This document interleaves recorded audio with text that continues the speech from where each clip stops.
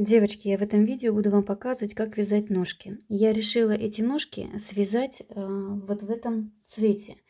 В таком цвете, как будет платьюшко и шапочка и варежки. И я имела в виду, что их можно сделать, в принципе, как сапожки. Но когда я связала снеговика, когда я связала юбку, я поняла, что такого цвета ножки, они теряются под юбкой, и их не видно. Поэтому я сделала такую маленькую вставочку этого видео, чтобы вы перед тем, как вязать ножки таким цветом, как я буду вам показывать, обратили на это внимание. Вот, чтобы вам не перевязывать. Если вы хотите, чтобы оно все сливалось в одно, то можете вязать как сапожки в таком цвете. Если же вы хотите, чтобы ножки выделялись, то я вас прошу вязать их белыми, потому что я после того, как сделала видео, в конце видео я вам это все сказала, вы увидите, услышите. Я все-таки решила ножки перевязать и сделать белым, чтобы они были видны. Вот. Так что я вам всем желаю легких петелек. Девочки, всем привет, всем добрый день. Я хочу с вами связать очередного снеговичка. Это, в принципе, тот же, что стоит у меня на первом моем канале. Только я его чуть-чуть переделаю тем, что свяжу ему ножки, свяжу юбочку, это будет девочка у меня, и сделаю еще рукавички. Я знаю, что для тех, кто уже очень долго вяжет, для них это вообще проблем нету из того с мальчика-снеговичка сделать девочку. Но есть люди, которые первый раз вяжут, и очень много у меня по этому поводу запросов и просьб, чтобы я сделала это видео отдельно еще. Вот. Еще я буду шапочку вязать тоже из этой же пряжи, из Хималая. Он полностью будет из Хималая Dolphin Baby. И шапочка будет крючком, потому что не все могут вязать спицами. Очень простую шапочку сделаю с помпоном. Вот. Ну, давайте тогда начнем. Что нам для этого надо? Я буду брать два цвета. Тюркиз 335, Хималая Dolphin Baby и белый 301. Крючок номер 5. Носик я буду вязать из вот этой пряжи. Я вязала мальчика тоже из этой пряжи. Это Шинели Fine. И здесь номер 300 и 25. И крючок 3,5. Так. Для этого, для тела мне еще нужно будет вот такой фетр, да. Он очень плотный. Я сделала кружок, так на глаз вырезала. Это на дно, чтобы снеговик сидел. И оно selbstklebend, оно само по себе на дно клеится. Вот. Ну, давайте тогда приступим к самым маленьким деталям. Давайте сперва свяжем ножки. Ножки я буду делать под цвет юбочки, шапочки, рукавички. Она как будто бы в сапожках одета. Ну, это по моей фантазии. Если вы хотите, вяжите белый, как сам снеговик. Я же сделаю такие, чтобы они выглядели как сапожки. Ну и вот такая вот рукавичка будет. Итак, ну начнем тогда вязать, девочки.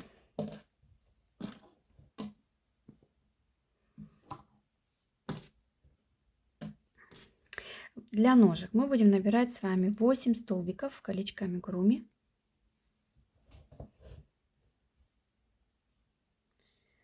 Раз, два,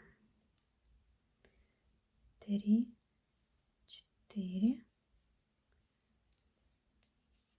5, 6, 7 и 8. Затягиваем. И теперь мы делаем с вами 8 прибавок.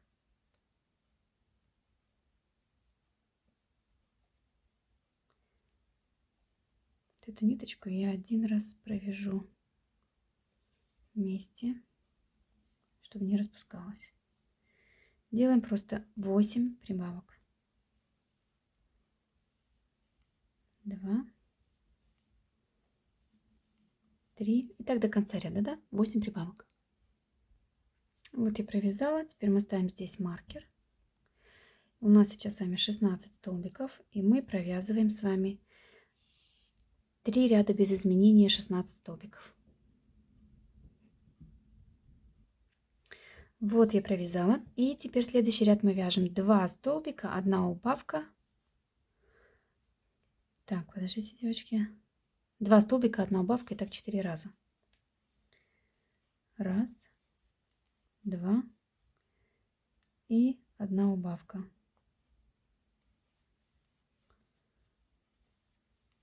Раз, 2, убавка. 2 убавка и последний раз. Раз, два и убавка.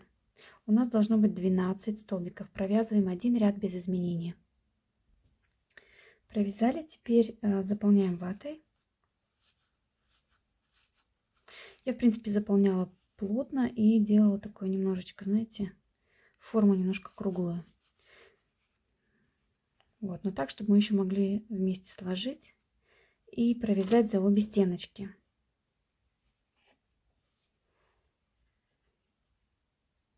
Складываем и провязываем.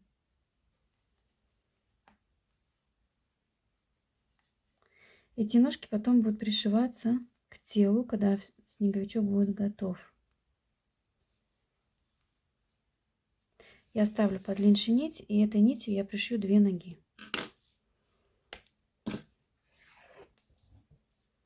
Так. Ну, вот так они выглядят, девочки. Вот так вот. Их потом вот снеговичок сидит, подкладываем под низ. Снеговик должен сидеть, мы их подкладываем, примерно замеряете, да, или намечаете там, где оно должно быть пришито, и потом пришиваете просто. Как сапожки они будут выглядеть, подобие такого. Так, ну теперь давайте свяжем с вами ручку. Вяжется точно так же, только делается смена нити, и еще здесь один маленький пальчик я сделала из попкорна. Для этого мы с вами набираем в колечко амигуруми 6 столбиков.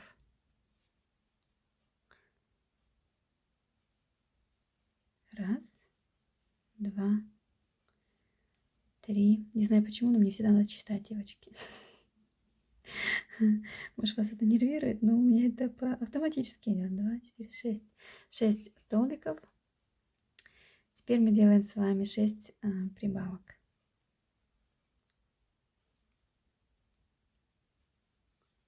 Одна. Вторая. Третья. Четвертая.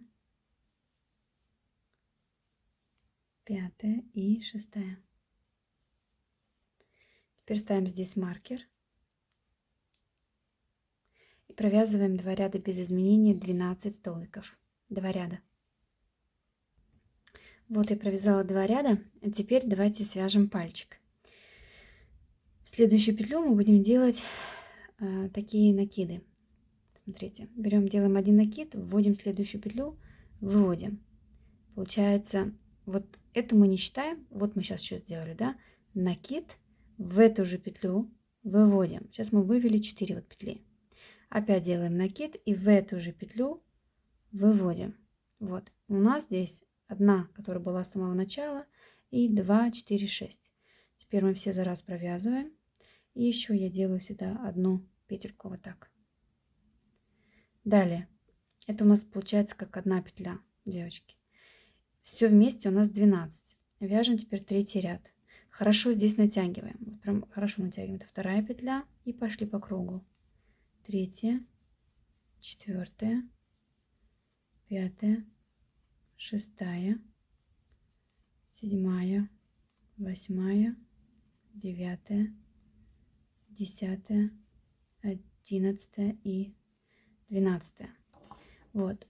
Вот эта петля следующая идет, она не считается, она идет, мы ее как перекинули сюда, так как я экстра петлю здесь сделала наверху. Поэтому вот это будет первая петля. Она прям вот над этой шишечкой идет. Да? Вот. Следующий ряд мы вяжем. Не эту петлю считаем, а вот следующую сюда. Мы теперь с вами вяжем 2 столбика и 1 убавка. Раз, 2. И теперь делаем 1 убавку. Так у нас будет 3 раза. Раз, 2 и 1 убавка. И последний раз. Раз, 2 и 1 убавка. Девочки, посчитайте, у нас должно быть, ну, было 12 минус 3. Сколько получается? 9, да? должно быть 9 столбиков, чтобы вот из этого попкорна здесь не перепутать вот с этой петлей. 9 столбиков. 2, 4, 6, 8, 9. Все правильно. Так, теперь мы берем и вяжем этот ряд за заднюю полупетлю. Нитку мы не отрываем. Берем белую.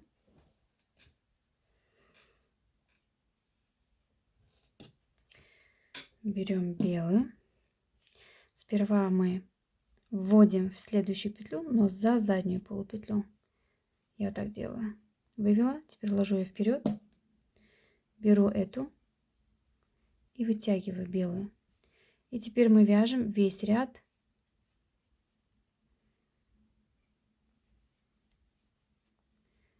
за заднюю полупетлю. 9 столбиков, да? Первая у нас считается вот как голубая. 3, 4,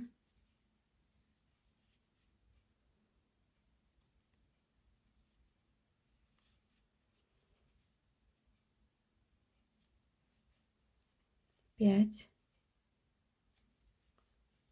6,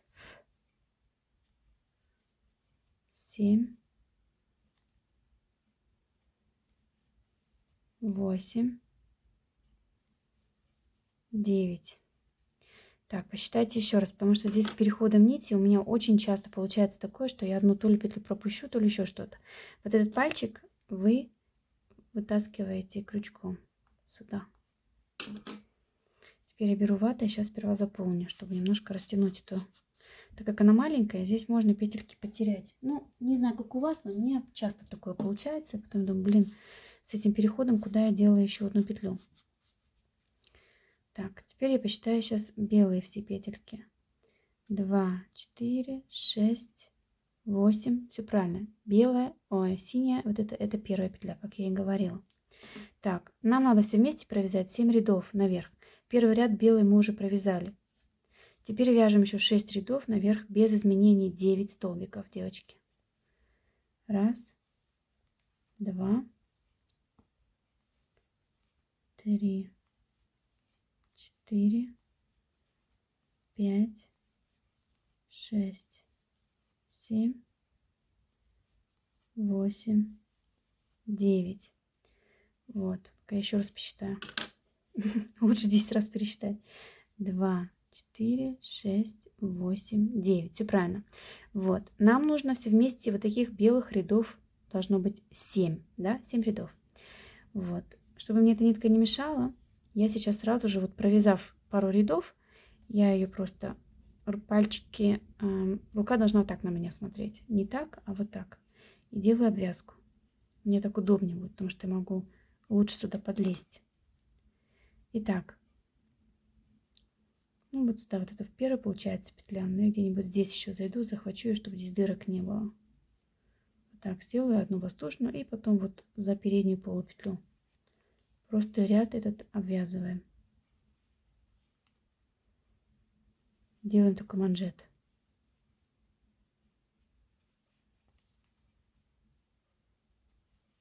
Потом можно ее убрать, она тогда мешать не будет. И вы провязываете до конца ряды из белой.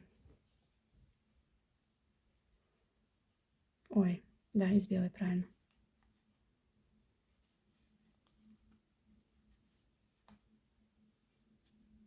И вот здесь. Ну, а здесь соединительную. Ну, а потом ее прячем. Такой манжетик получается. Этот пальчик можно вот так вот вытащить. Вот. Ну вот как-то так получается такая рукавичка. Это можно убрать.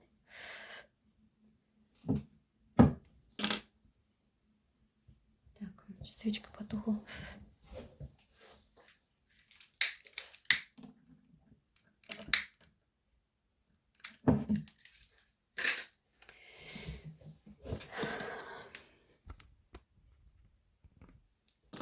Итак, мы провязали здесь 2 ряда белый, и теперь провязываем еще 5 рядов. 5 рядов провязываем, потом мы складываем ее и провязываем за обе стеночки. Обратите внимание, если вы на одной ручке, да, это получается, это может быть и левая, и правая, как вам удобно.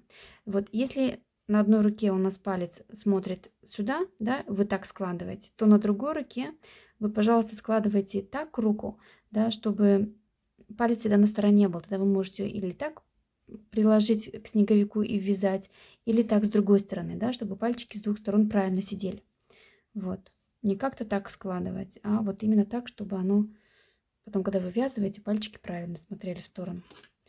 Так, провязываем еще здесь, девочки. 2 провязала, еще 5 рядов. Просто 9 столбиков, без изменений. Вот посмотрите, я провязала 7 рядов наверх, заполнила ватой вот до этого места. Здесь у меня мягко должно быть. И теперь смотрим. Я останавливаюсь там, ну, в принципе, у нас начало ряда было там, где мы пальчик провязали. Я тут и останавливаюсь и складываю вот так ручки пополам, чтобы пальчик, когда мы будем вязывать, один так смотрел, другой так смотрел. Окей? Да, здесь вот эти петельки на пальчиках, их надо равномерно вытаскивать, да, если я на одном хорошо петли вытянула, на другом не очень, то видно, кажется, что один пальчик больше, чем другой.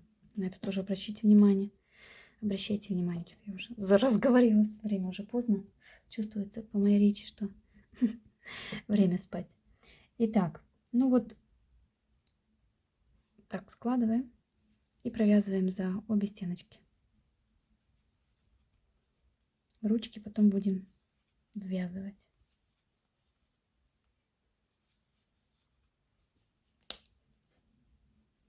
Ну так. Эти нитки потом все можно отрезать. Вот эту вот нитку я ее прячу здесь вот в тело, да? Ну или в ручку.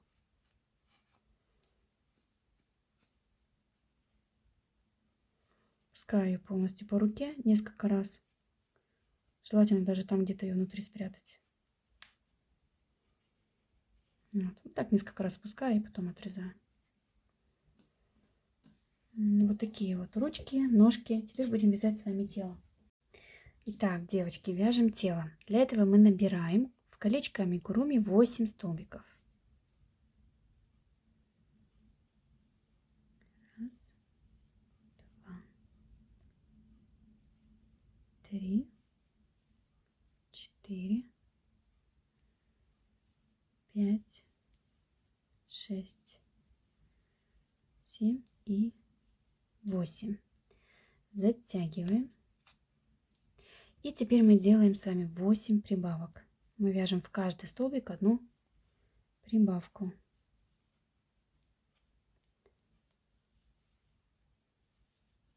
Два, 3, 4,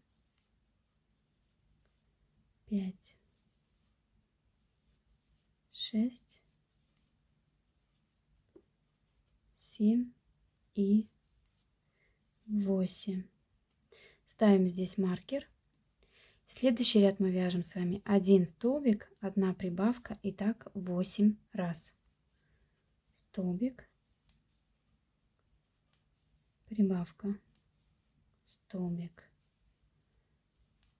прибавка. Так вяжем просто весь ряд.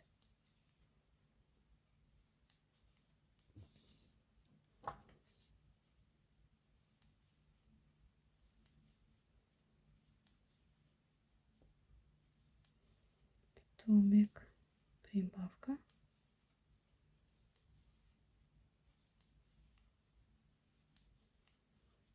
Еще у нас осталось столбик, прибавка, столбик и прибавка. Так, у нас с вами сейчас 24 столбика. Теперь мы переходим на 6 прибавок, с 8 на 6. Да? Это значит, мы сейчас будем с вами вязать 3 столбика прибавка, и так 6 раз. И у нас будет с вами 30 столбиков. Мы вяжем 3 столбика. 1, 2, 3. И делаем одну прибавку. 1, 2, 3 и 1 прибавка. Так провязываем, девочки, до конца ряда. Это значит 6 раз. До конца ряда провязываем. Вот я провязала. Теперь у меня 30 столбиков. Следующий ряд мы вяжем 4 столбика прибавка и так 6 раз. Следующий ряд 5 столбиков прибавка и так 6 раз. Мы провязываем с вами до тех пор, пока у нас с вами не будет 66 столбиков. Вот. Для этого последний ряд у нас будет с вами 9 столбиков прибавка и так 6 раз. Окей? Вот, когда мы эти ряды все провяжем, у нас с вами будет 66 столбиков.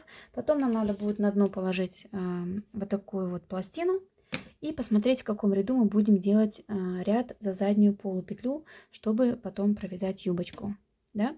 Итак, провязываем, набираем до 66 петель. Следующий ряд у нас будет 4 столбика прибавка и так 6 раз. И до тех пор прибавляем каждый ряд на одну петлю больше, пока у нас не будет с вами 66 столбиков. Это значит 9 столбиков прибавка и так 6 раз. Будет последний ряд с прибавками. Итак, девочки, посмотрите, вот я провязала вот эти все прибавки, да. И каждый ряд прибавляла одну петлю больше. Последний ряд я провязала 9 столбиков и прибавка. И так 6 раз. У меня сейчас 66 столбиков. Теперь я ложу вот сюда вот это вот, эту стельку.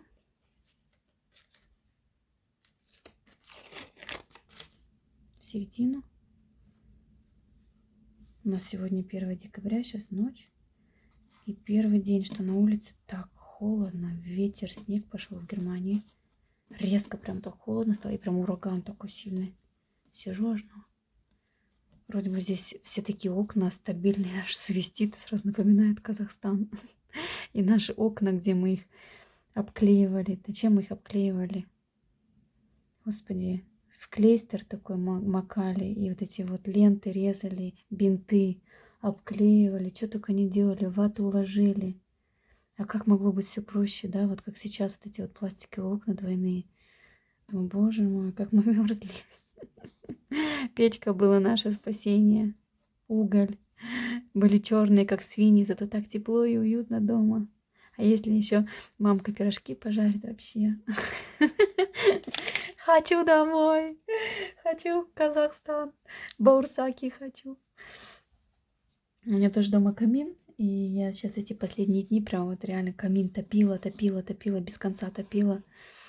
И так уютно дома, когда вот это тепло, это совсем другое тепло. Это не батареи, что включаешь, да? Вообще круто. Еще ляжешь, вроде бы жарко уже дома, все равно возьмешь еще плед, на диван укроешься и лежишь, телек смотришь. Не выходишь, даже вылазить не хочешь из дивана. Классно. Да, ну блин. Надо постоянно на улице выходить, дрова носить. Кстати, знаете, что я вспомнила? Я когда спать ложусь, я всегда кидаю большой такой кусок дерева, чтобы она еще ночь горела, да, но все равно все закрыто там на 100%. А потом мне кто-то это напомнил. Как мы же делали в Союзе? Мы же всегда брали конкретно угля, закидывали, и она потом еще утром горела. Это вообще круто. Я что-то совсем про это забыла. Здесь тоже можно такой уголь купить, да, и на ночь просто засыпать, и ты утром встаешь, опять закидываешь дрова, и все, и не надо потом растапливать, чистить, туда закидала, дальше горит. Я совсем забыла, надо поехать уголь купить. Если такой есть, как в Союзе, таких вот прям кусков каменных, такого здесь нету. Здесь такое прессованное, не настоящее. Все, опять отхожу от темы. Девочки, короче, 66 столбиков здесь, и мы сейчас, вот именно сейчас, мы будем с вами вязать за заднюю полупетлю. Знаете почему? Потому что я сейчас посмотрела на том снеговике. Сейчас я вам покажу, девочки.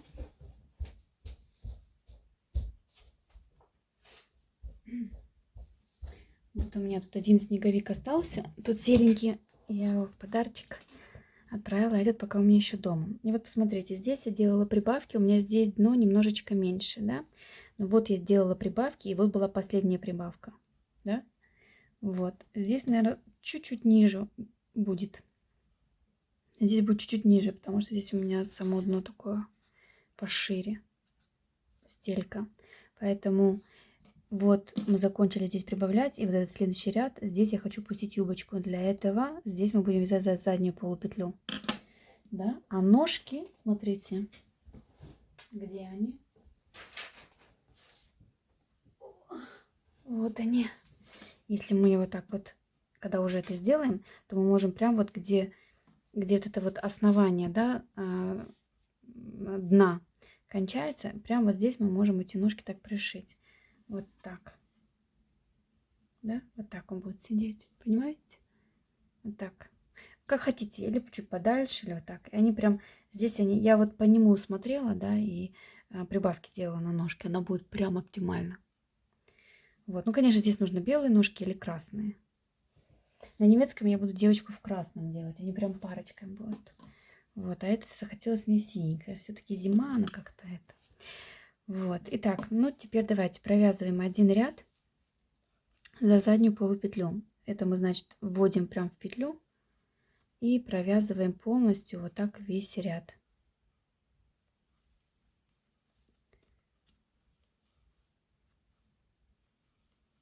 Да, у нас в Союзе хоть квартира была, но у нас была своя такая печка. И на эту печку мы всегда ставили большой таз воды. В последнее время, в 97 году, у нас там и света не было, и воду надо было таскать, хотя у нас квартира такая, и туалет все в доме, да, и вода, и колонка работает, и мог набирать ванну и мыться. Ну, как нормально все. Не как в сарае, да, в нормальной квартире жили. А в 97 годах уже все, уже эта лафа закончилась. Было такое кризисное время очень. Мы воду таскали с колодца, и потом ставили железный большой таз на эту печку в туалете и грели воду. Ну и потом вот я и брат. Раньше мы вместе купались, а потом уже, когда чуть старше становишься, ну, брату как-то пофиг было. Сперва Ленка моется, потом брат в этой воде моется. Верите или нет, но так было. А потом еще в этой воде стирали. Набирали машинку малютка и стирали вещи. Ну, после нас, детей, я не знаю, зимой не такие уж мы были грязные, как свиньи. Это летом. Летом были как свиньи грязные. Я всегда удивлялась, почему на белой рубашке всегда черные воротники. Кошмар, как вспомню, мне аж стыдно. Дети маленькие. Да, потому что у нас не было ни асфальтов, ничего. Мы же там носились, как свиньи. Я еще в деревне жила, в поселке. Среди животных наших. Ой, блин. Да, так и было. А потом еще, блин, когда постираешь, если вода еще чистая оставалась, еще потом ей везде и полы везде мыли. Экономили как могли, когда в последнее время воды не было. Таскать-то не хотелось минус 30. Да. Сейчас, конечно, там, слава богу, не так, насколько я знаю. Я была в 2002 году в гостях в Союзе. Если честно, не тянет меня. Я со всеми имею контакт здесь, через интернет. Охота на один день попасть опять в эту квартиру, где ты прожил 17 лет. Школа, просто пройтись по дорожкам этим. Такая ностальгия, знаете. Но ничего большего я не хочу. Мне бы одного дня хватило. Мне потом так совесть мучает. Мне всегда кажется, что я уехала в Германию, и там люди, те, которые не имеют возможности куда-то уехать, есть дети, такие таланты. Я знаю, насколько много знаю одноклассников тоже, в параллельных классах и так, до такой степени умные, а дети, да, ну, уже взрослые, они могли в то время себя как-то развивать, потому что денег не было и все такое. И когда ты приехал один раз в гости, и на тебя смотрели там как на инопланетяна, хотя я такая же, как они, но прожила там эти 5 лет в Германии, да, кажется, что такой необычный человек приехал из Германии, как будто откуда-то, не с мира сего. Я себя не очень хорошо чувствовала. Я хотела домой. Мне было не очень приятно. Была разная реакция, конечно. Одни счастливы были тебя видеть, одни нет. Это я прям почувствовала своей кожей. Да, поэтому я всех помню, я всех люблю. Но туда больше не поеду. Останется в моей памяти так, как раньше было. Я хочу, чтобы именно так и осталось. Как я уехала, как было плохо, когда мы уезжали, как мы там все деревни нас провожали, как мы все плакали, как мне надо было здесь 3 года, чтобы привыкнуть к Германии. 17 лет это было что-то тяжелое очень. А сейчас, какой бы кризис бы здесь не был у нас, я даже не могу себе представить назад уехать. Я здесь уже как дома. Ну, Привыкаешь, да, 25 лет, когда живешь, привыкаешь к этому всему. Поэтому всегда хорошо там, где нас нет. И не знаю, что здесь сейчас будет. Здесь ужасно, что творится уже. Ну, жизнь покажет. Девочки, короче, я провязала один ряд. Все вместе нам надо провязать 5 рядов наверх. Все вместе. Один ряд я уже провязала за заднюю полупетлю. Но я хочу этот ряд добавить, потому что этот ряд, он, можно сказать, он как будто бы исчезнет потом через эту юбку, то, что мы будем цеплять юбку, да, вывязывать. И чтобы не было, чтобы сильно не давило шарф и юбка, и еще и шапка, понимаете, надо делать чуть-чуть, ну хотя бы на один ряд увеличить. Поэтому один ряд мы провязали, мы его сейчас игнорим и вяжем 5 рядов наверх, 66 столбиков, окей? А за это место мы потом будем цеплять юбочку, я вам потом покажу. Да, совесть меня мучила, когда я приехала, потому что мне казалось, что мне в Германии хорошо, а вот соседи, друзья, одноклассники, они там как раз в это время еще буквально 2002-2001 год, все равно еще нищета была.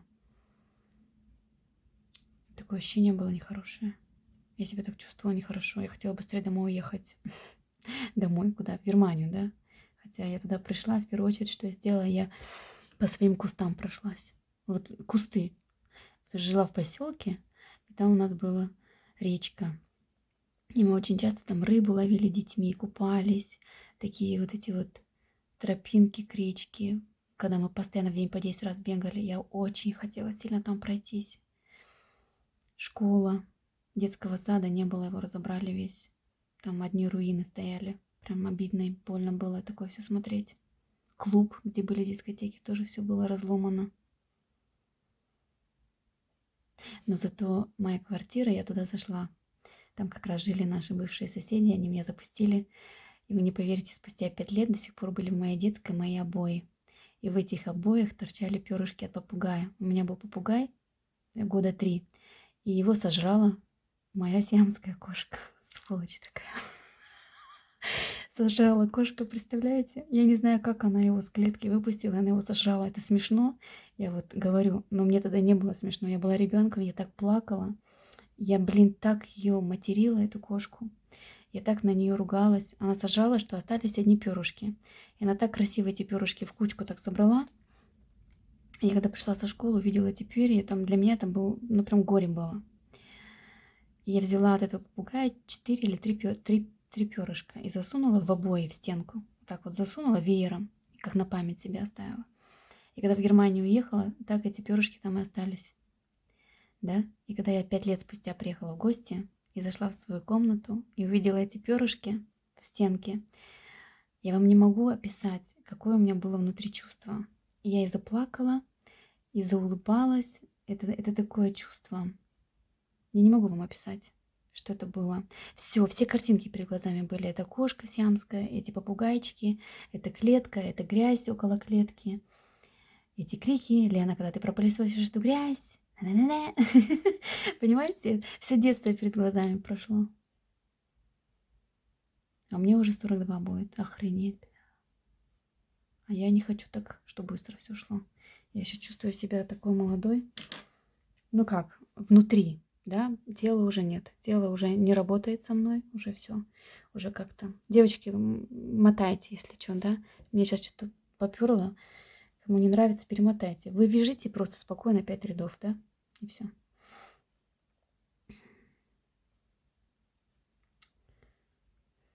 Но я все равно туда поеду еще. Я хочу показать моим детям, где я родилась. Я обязательно туда поеду. Мне есть кому приехать. Есть там еще очень много друзей, знакомых. И да, даже если нету, там можно отель снять и там побыть недельку. Я хочу очень показать детям мой дом, мою школу. Они очень просят, им это интересно, но мне кажется, они на второй день захотят домой. Это тебе не Германия, да?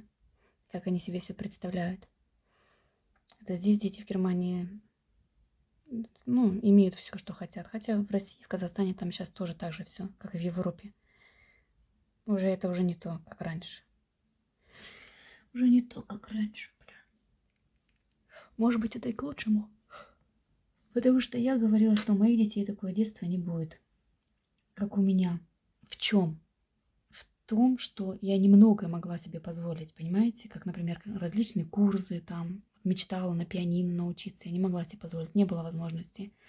Но у моих детей не будет такого детства, как было у нас. Это черные воротники от грязи, это речка, это сети, рыбалка, это картошка печеная, это вот эти вот, как они называются, скажите мне, когда мы убирались всю деревню, субботники. Ой, некоторые ненавидели, а я так любила субботники. Мне самое главное, чтобы в школе не быть. Я в этот день так любила собирать граблями эту грязь, потому что потом ты видишь этот эффект, как она красиво, все чисто. Это все в памяти, это никогда не забудется. Никогда в жизни. И не знаю, куда мне поперло, мне прям плакать охота сейчас. У меня вообще в последнее время какой-то депрессняк.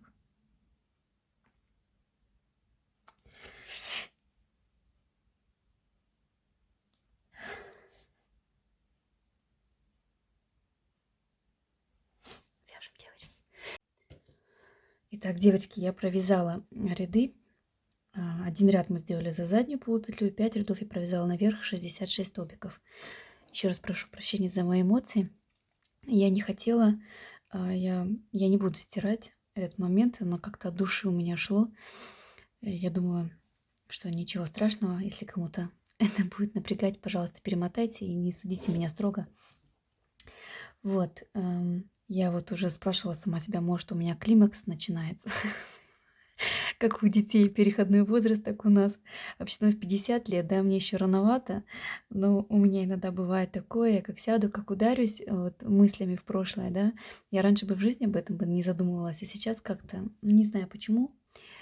Может, жизнь такая, ну, мне кажется, я не одна такая, поэтому я не буду отходить от схемы. Еще раз прошу прощения. Вяжем, девочки, дальше. Итак, у нас сейчас 66 столбиков, и мы должны сейчас начинать делать нам убавки. Мы начинаем убавки делать с вами с 9 столбиков убавка и так 6 раз. Да, я сейчас вам объясню, но мы сперва вяжем 9 столбиков убавка, 9 столбиков убавка и так до конца ряда. Следующий ряд мы вяжем 8 столбиков убавка и так до конца ряда. Мы вяжем столько рядов убавок, пока мы последний ряд с вами не провяжем. 3 столбика убавка и так 6 раз. Да? Вот провяжем последний ряд, 3 столбика убавка и так 6 раз, и потом мы в следующем ряду будем руки ввязывать и сразу же автоматически убавлять. Да? Давайте мы сейчас сперва провяжем с вами до того момента, когда последний ряд будет 3 столбика убавка и так 6 раз. Окей? И потом мы здесь с вами увидимся.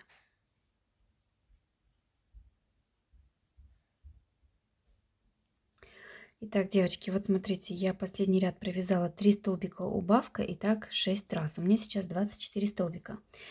Вот так я заполнила тело. И вот этот ряд, где будет у нас юбочка. Теперь мы будем с вами ввязывать ручки. Прямо здесь я сейчас начну. Прикладываю одну руку. Ну пусть это у меня будет зад. Если мы уже так идем, то это будет перед. Значит, эта рука должна быть вот так. Да, чтобы вот палец как был правильно. Прикладываем и провязываем вместе с телом.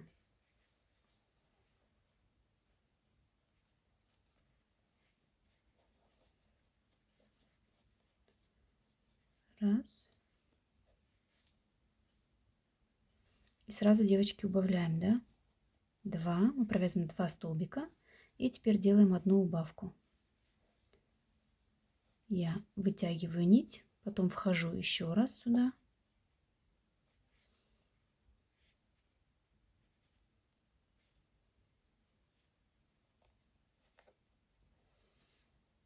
В следующую петлю. И делаю убавку. Далее вяжем.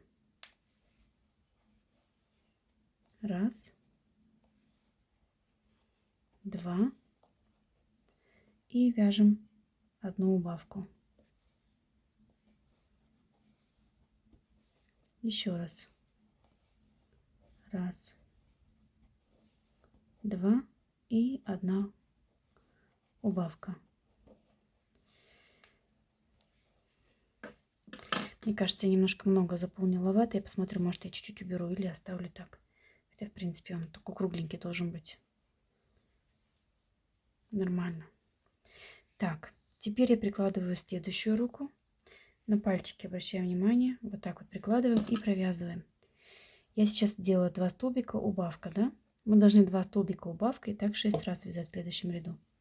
Теперь мы вяжем по руке 2 столбика вместе с телом.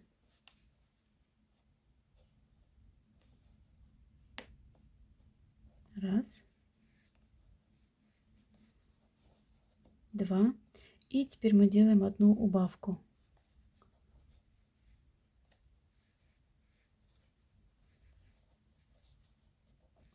Вяжем далее. До конца ряда так провязываем.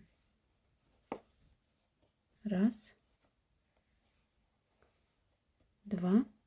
И делаем одну убавку.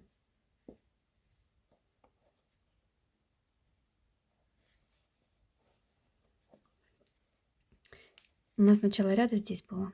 У нас еще один раз остается. Один столбик, второй столбик и убавка. Конечно, если вам так тяжело, сейчас вот как я это делаю, то вы можете просто один ряд провязать без убавления, ввязать руки. А потом уже один ряд убавить. 2 столбика убавка и так 6 раз, если вам так будет легче. Я сразу убавила и ввязала руки. Вот. Теперь нам нужно провязать один ряд без изменения 18 столбиков. Один ряд. Вот я провязала один ряд. И теперь мы будем делать прибавление. Теперь мы будем отсюда вывязывать голову. Мы начинаем с вами, девочки. 2 столбика прибавка и так 6 раз. Следующий ряд 3 столбика прибавка и так 6 раз. Следующий ряд 4 столбика прибавка и так 6 раз. Девочки, мы так прибавляем каждый ряд, да, пока не провяжем последний ряд 7 столбиков прибавка и так 6 раз. У нас с вами будет 54 столбика. Мы делаем сейчас опять прибавление. Вот. Провязываем до 54 столбиков, делаем прибавки. И потом провязываем 5 рядов без изменений. И потом опять увидимся здесь. Окей? Итак, я повторяю, мы начинаем сейчас с вами. 2 столбика прибавка и так 6 раз. Раз, два. И делаем прибавку. Так провязываем весь ряд. 2 и делаем прибавку. Раз, два и прибавка. Провязываем так до конца ряда. Следующий ряд уже идет 1 петля больше. 3 столбика прибавка и так 6 раз. Провязываем так все ряды. Последний ряд у нас будет 7 столбиков прибавка и так 6 раз. И потом 5 рядов наверх 54 столбика. Вот. Провязываем это. И остальное мы будем вязать с вами завтра. Я вам всем желаю спокойной ночи. Пока. Всем привет, всем добрый день, девочки. Мы продолжаем вязание. Я провязала все эти прибавки до 54 петель или столбиков и провязала 5 рядов наверх без изменения. Вот такой пузатик у меня получился. Я оставлю таким пузатиком на то он и снеговик. Если у нас будут ножки, платьюшко, шарфик, оно будет все между собой комбинировать. Сейчас она, конечно, выглядит так, как колобки, 2 колобка, да, но я уже чувствую, какой будет результат. Точно такое же ощущение у меня было и с теми снеговиками, а получились они просто шикарные. Вы когда вяжете, тоже этого эффекта сперва нету, но когда он полностью уже готов, только тогда ты начинаешь в эту игрушку влюбляться.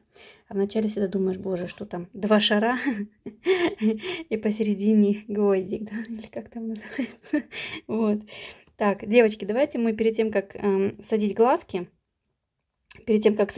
мы провяжем пару рядов с убавками. Я думаю, где-то 3 или 4 ряда я провяжу с убавками, и потом подберу фурнитуру.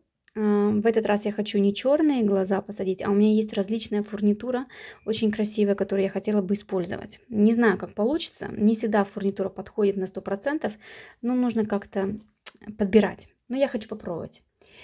Так, мы начинаем сейчас убавлять с 7 столбиков, 7 столбиков убавка и так 6 раз. 7 убавка, 7 убавка, да, и так 6 раз. Следующий ряд 6 столбиков убавка, и так 6 раз. Потом идет 5 столбиков убавка, и так 6 раз. Ну и я еще один ряд провяжу 4 столбика убавка, и так 6 раз. Когда я вот эти вот ряды провяжу, мы потом здесь с вами встретимся, и я посмотрю, какие глазки я сюда вставлю, девочки. Давайте убавляем. Итак, девочки, смотрите, я провязала пару рядов. Вот, носик у меня уже связан. Я вам сейчас в видео чуть дальше покажу, как он вяжется. Так что не удивляйтесь. Или я кусочек этого видео возьму с того, что я уже делала для мальчика. Это одна и та же схемка, она у меня сохранилась. Я просто закину в это видео, и вы увидите, как его вязать. Вот, смотрите, какие у меня есть глазки. Я хочу в этот раз брать не черные, а какие-нибудь такие рисованные. Вот, хотелось бы, чтобы она более как-то для девочки подходила. Здесь эти глазки, они красиво, в принципе, смотрятся. Я все равно буду чуть-чуть утягивать. Вот, но я еще пока решиться не могу. Я там одни приглядела. Но мне кажется, я уже знаю, какие возьму. Но хочу показать, что они выглядят сейчас немножко так не очень, да. Но когда мы их ставим, и когда мы их чуть-чуть утянем туда внутрь, они будут очень красиво смотреться. И обязательно нужно, чтобы носик был, чтобы она как-то между собой комбинировала. Они такие, как вылупленные сейчас, да, смотрятся, но девочки, их реально нужно чуть-чуть туда внутрь втягивать, тогда они будут по-другому смотреться. Вот думаю, или эти глаза взять, или у меня еще есть. У меня есть вот такие вот тоже очень красивые, они уже готовые с ресничками. Вот такие, может быть, я их на немецком сделаю, я не знаю. Потому что здесь что-то хотелось бы голубенькое, и я подобие такого уже нашла. Здесь такие глазки, у них реснички только в одну сторону, они так идут. Как в одну сторону смотрят. И точно так же их можно утянуть. Ну, это надо попробовать. Но у меня еще, знаете, я хотела вам просто показать ссылочки, где вы можете купить в России. Я вам поставлю под этим видео. Смотрите, там на Одноклассниках у девочки продают. Вот. Или вот такие. Ну, их тоже надо утягивать, да? Они будут красиво тоже смотреться. Но, девочки, я возьму вот эти глаза. Ну, вот эти я возьму. Вот эти прям сюда подходят. Очень хочу их. Они прям такие живые. Я их уже выбрала. Но повыпендриваться же надо. Немножко показать, какая еще есть фурнитура. Какую можно еще взять. Иначе это была бы не я. Так, короче, один глаз сюда. Смотрим так, чтобы ровно все было. А этот глаз мы сдвигаем сюда. Ой, какая. Вот это будет красивая. Она все как-то... Надо было пряжу взять прям вот такую синюю. Блин, что-то не подумала. Ну ладно, ничего страшного. Вот. Вот так. Чуть-чуть еще утянем и носик вот сюда. Вот она будет реально девочка. Что я буду немцам делать, я не знаю. Честно, не знаю. Но у меня вот очень сильное желание на вот эти вон глазки. Они тоже красиво смотрятся. Нужно просто уметь сделать. Итак, девочки, вот так я их прицеплю. Потом, когда мы голову свяжем, я чуть-чуть их утяну. Совсем чуть-чуть, может быть, даже не буду. Посмотрим, как они будут сидеть. Они и так, в принципе, красиво сидят, прилегают. Посмотрим. Вот. Мы сейчас закрываем голову. Я последний ряд провязала. 4 столбика убавка, и так 6 раз. Вот. Потом я вяжу 3 столбика убавка, и так 6 раз. Потом вяжу 2 столбика убавка, и так 6 раз. Потом 1 столбик убавка 6 раз. И 6 убавок. Потом берем цыганскую иголку и маленькую дырочку затягиваем. Просто петелькой собираем ниткой и затягиваем. Да? Вот, закрываем так голову. Вот, ну давайте тогда это самое. Довяжем эту голову до конца, там, где вы остановились. И потом будем вязать юбку. Так, девочки, смотрите, вот я сделала убавки, да, и я сделала последний ряд, у меня было 6 убавок. Заполнила, теперь беру просто цыганскую иголку, оставила чуть-чуть ниточку.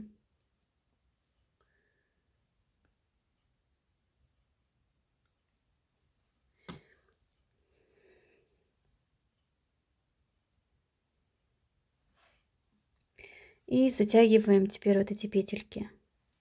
Беру просто за переднюю полупетлю.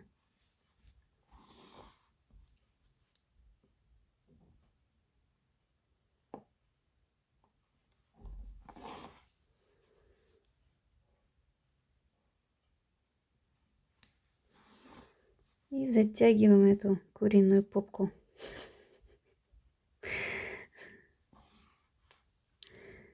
Делаем узелок.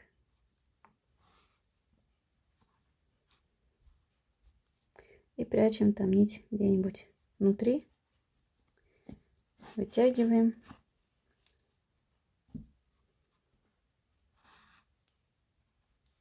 И отрезаем. Вот. Теперь давайте свяжем с вами носик. Носик вот этой. У меня она лежит начатая. Шинели Fine. И номер идет 325. Крючок возьму номер 3. 3,5 даже у меня здесь. Вот. Давайте свяжем носик. Я не знаю, как он получится. Мы будем просто вязать и прикладывать. Так. Начнем колечко амигуруми и наберем 6 столбиков. Я надеюсь, что это не маленький крючок я взяла. Но не хочу сильно большой, иначе он будет там пятак целый будет. Раз. 2. 3. 4. 5. Может даже 6. Это много. Нет, немного. Нормально.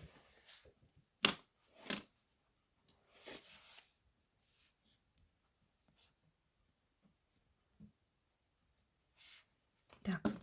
6. Теперь мы делаем с вами один столбик, одна прибавка, и так 2 раза. Столбик. Так, я снимаю. Это я на немецком видео, вот последний пупс я вязала, да, девочки?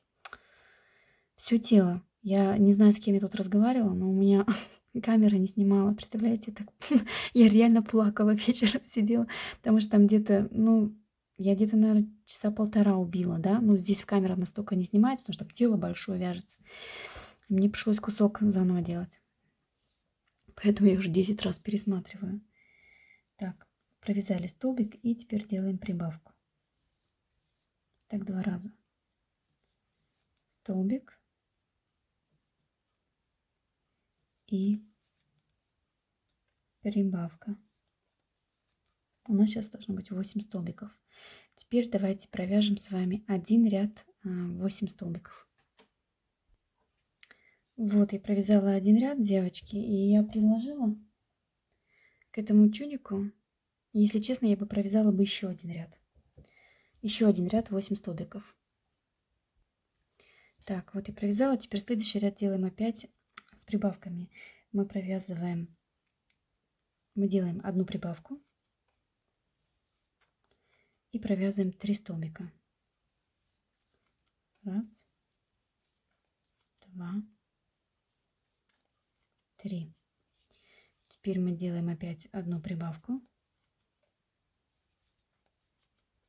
и провязываем 3 столбика. 2, 3. У нас сейчас с вами 9 столбиков. Нет, 10, извиняюсь, 10 столбиков. Вот. И теперь смотрите, или вы оставляете так, как оно есть, да, если вам длина это достаточно, или же можно провязать еще один ряд. Нет, девочки, я провязывать ряд больше не буду, мне достаточно. Можно его чуть-чуть так, знаете, загнуть как-нибудь так пипочку наверх, как вам угодно.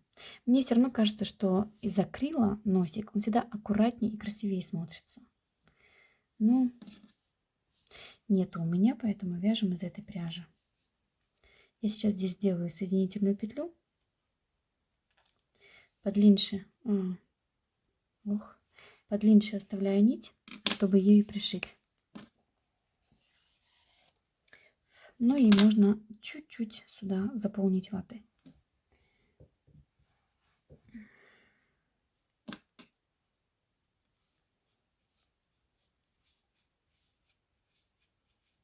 Берем цыганскую иголку и пришиваем.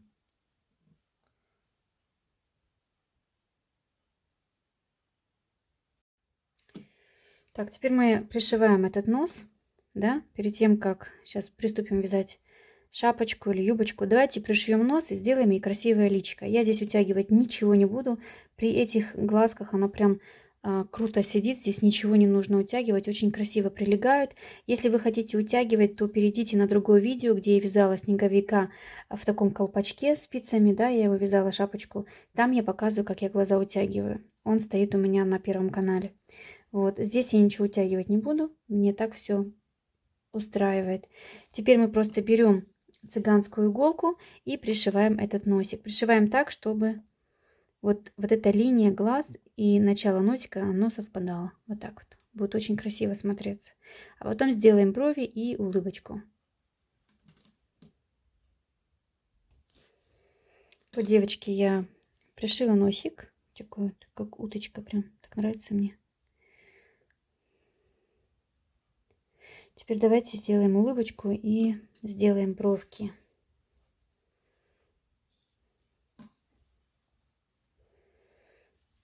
Берем большую иголку, нитку черную. И в первую очередь я хочу брови вышить.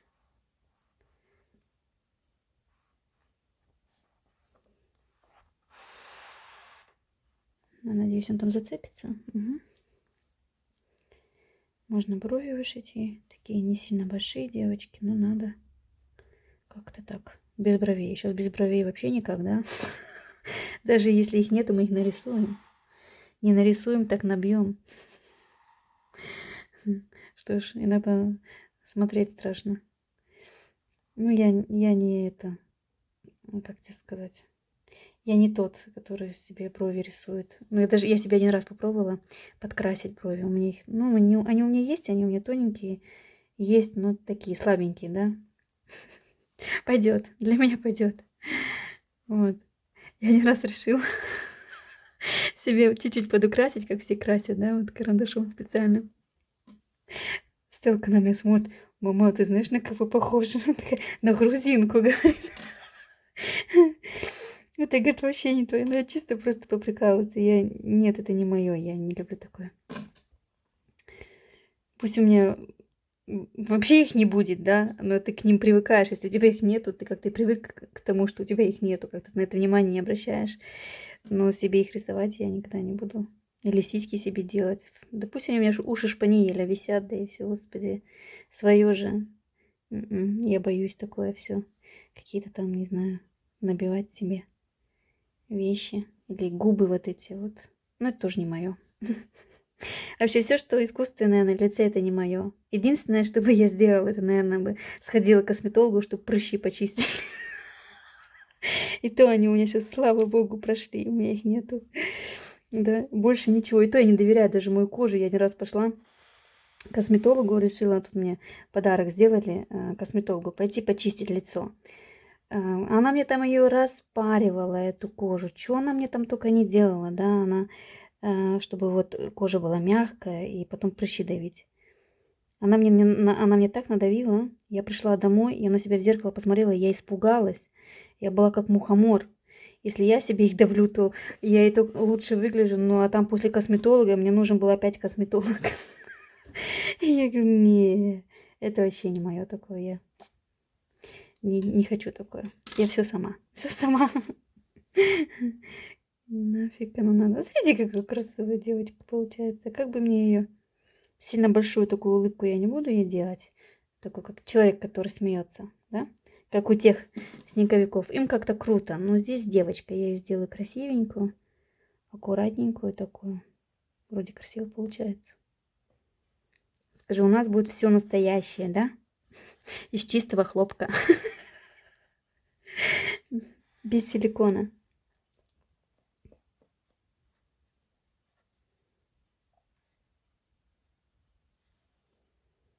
Так, что-то не то. Что-то мне не очень нравится. Или оставлю, сейчас попробую. Вот эти вот уголочки, я иногда их такие большие почему-то делаю. И пытаюсь потом сделать поменьше. А они у меня как-то не получаются. Что-то есть. У меня такие глазки красивые. Девочки, с глазами я прям в точку попала. Так, не нравится мне это. Что-то мне не нравится. Можно я чуть-чуть переделаю? Так, надо мне нитку. Не нитку, а иголку поменьше.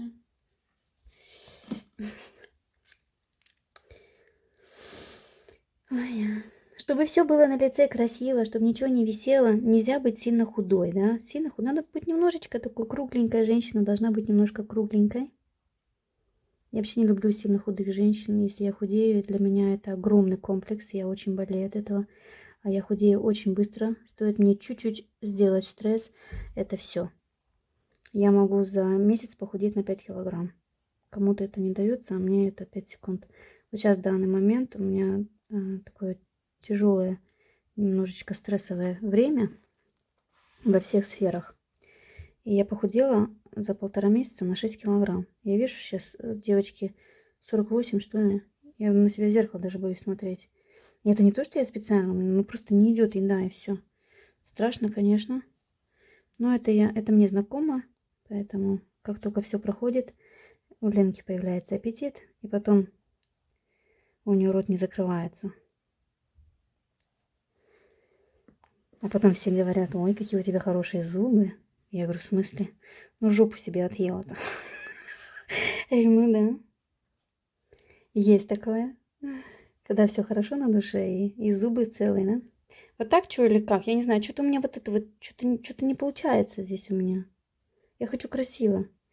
Надо ее, видите, неравномерно. Понимаете, что я имею в виду? Я хочу, чтобы... Сейчас. Что-то я криво шью, Лена. Такая красивая мордашка получается, а ты тут улыбкой своей. Наверное, я вот сюда, наверное, зайду. Ну-ка.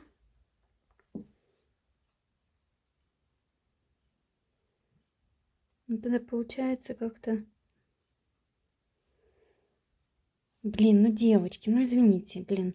Что, мне перематывать, что ли? Я не хочу перематывать. Ну не нравится, что-то здесь не то. Она неровна.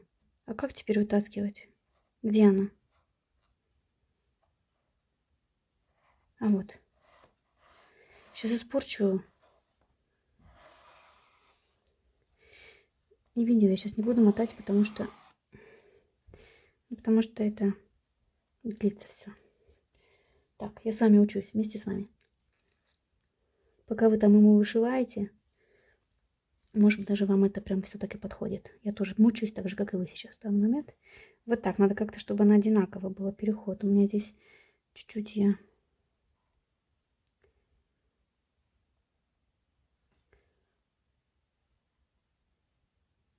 Сделаю так, сейчас посмотрю, куда я выйду.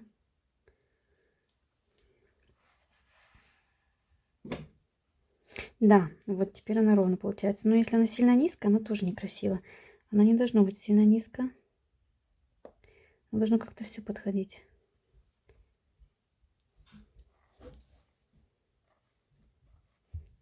Что мне... Может, еще меньше ротик сделать? Нет, вот так оставлю. Сделай. Я люблю вот эти вот такие ямочки, да, они называются, или уголочки. Вот так. Вот, ну уже что-то лучше. Видите, какая девочка. Здравствуйте. Глаза у тебя прям горят. Так о многом говорят. Глаза у нее. Так, и куда теперь? В бровь? Опять в бровь? Давайте сюда. Здесь сделаю узел. Ну, как-то так. Короче, вот здесь вот обязательно, чтобы подбородок был. Я сейчас приплюснула все ватой, да? Вата должна быть здесь. Что, так оставить? Я думаю, так оставлю, девочки. Вы поняли, да, технику? По-моему, я здесь уже 10 раз объяснила. Вообще не на эту тему. Тут уже надо рот вышивать, а я про уши шпаниеля. Так. Ой, ты какая хорошенькая. Сладенькая такая. Так она мне что-то нравится. Глазки прям перфект сюда подходят. Так, нитку сюда. Узел завязали. Ой, какая она красивая, девочки. Почему она такая красивая? Ой, Тити, здравствуйте, пирожочек. А может, утянуть? Нет, не буду ничего портить, а то я тут уже нашила этот рот. Тут вы, наверно, замучились, пока я его пока я его пришила. Ну, хорошо, есть функция перематывать. Девочки, еще есть такая функция быстрее проматывать, да, если я там много чё-то говорю, а вы не хотите. Раз на табло там, не на табло, на экране есть такая функция, нажал, и Ленка начинает всё вот так вот говорить. Вот. Если кому-то я быстро вяжу, нажимаете на табло функция скорость. Там в настройках скорость уменьшить. Я, конечно, буду интересно разговаривать, да? Ой, ой, сладкий такой пирожок. Ой, аж на душе-то хорошо опять стало. Видите, все, и все депрессии ушли. Куда ушли, хрен его знает. Сейчас еще тортик какой-нибудь там достану. Может, где-нибудь у меня найдется. Сладенький. Так, ну все. И пусть скажет, что глаза рисованные некрасиво снеговикам. Еще как красиво, надо просто уметь подобрать. Это я сразу вспомнила пупса зеленого, желтого, который я вязала, пупса на немецком. Так мне хотелось использовать вот эту фурнитуру желтую, да, с желтой. Он такой смешной получился, как будто штаны насрал, честно. Я так смеялась, когда, вы понимаете, когда его в руки берешь, он не так выглядит, как на фотографии. Он выглядит такой, его прям затюськать охота. Он такой хорошенький. На фотке я не могу так передать, как эти игрушки выглядят. И он, знаете, его нужно самим связать. Некоторые люди, да я увидела по реакции немцев, что не очень он так, не очень он так понравился, этот желтый пупс. Ну ничего, кстати, мне фотки присылают немцы, там они его, конечно, не желтым сделали, а другим, но очень-очень красивый получился. Да, все равно. Надо просто захотеть. Ну, хотела попробовать. Я всегда рискую, я всегда все пробую. Я ничего не боюсь. Вот. Конечно, иногда могу быть в такой заднице, что потом не знаю, как из нее вылезти, потому что чересчур много риска беру на себя. Но ничего, как-то Ленка вылазит всегда. С Божьей помощью. Так, девочки, короче, что мы делаем? Вяжем юбочку. Не могу наглядеться на нее, она такая красивая. Так, где мои нитки? Вот они. В первую очередь, что мы будем делать? Смотрите, ножки у нас уже готовы, да? Если вы хотите, вы, в принципе, можете ножки уже пришить. Если вы хотите. Если нет, давайте тогда сделаем сперва юбочку. Тогда уже будет виднее, как их пришивать. Но ножки вот так вот. Просто прикладывается вот так вот. Вот, видите, как она будет в таких шапошках? И вот так вот будет стоять. Вот так вот. Потом вот вы его надо посадить. Вы его посадили, потом прикладываете ногу и примерно знаете, как нога должна быть. И потом поднимаете и знаете, как ее и где пришивать. Иголкой закалываете эту ножку и пришиваете, да, и также вторую. Можно их по сторонам сделать, можно вместе. Ой, ну он будет очень красивый, девчат. Я уже сейчас вижу, я уже тащусь, все. Ленка уже заряжается адреналином опять, а потом буду отходить всю ночь. Так, итак, что мы в первую очередь будем делать? Мы начнем вязать. Вот видите, блин, сейчас пятак у меня будет, я сейчас его помну, да? Ну ладно, эгаль. Так, берем крючок, ложим, ой, извините, пожалуйста, да? Мне прям, блин.